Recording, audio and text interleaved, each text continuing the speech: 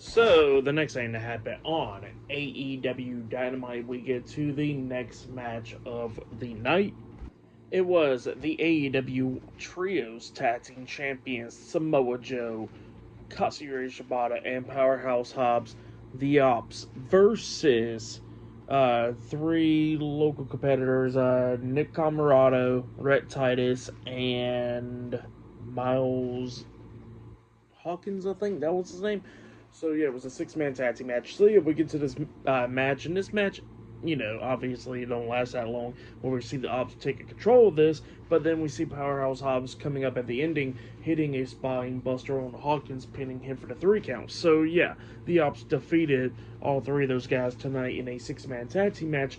For that match, I'll give it 1 star. That's what I'll give it. But then after the match ended, we see the Ops celebrating, and then we see the AEW World Heavyweight Champion Jon Moxley and Will Yuta coming in there attacking the Ops, and then we see Claudio Castagnoli coming up and Marina Shafir as well, and they go in there attacking the Ops as well. And then we see Samoa Joe chasing after Jon Moxley. He actually manages to lock on the Kokita Clutch onto Jon Moxley up there on the ramp, and then we see Claudio grabbing Shibata with a steel chair, pretty much like laid over, where he has the legs pointing up, and then he hits a neutralizer onto Shibata onto the steel chair, laying him out. So yeah, that's what happened there, and then Samoa Joe quickly got in there, checking on Shibata, and then he grabs the mic, talking about how Jon Moxley's scared of him and all that, and he says that in a couple of weeks he's going to beat him for the AEW World Heavyweight Championship, but then he says that he pretty much challenges Jon Moxley to a steel cage match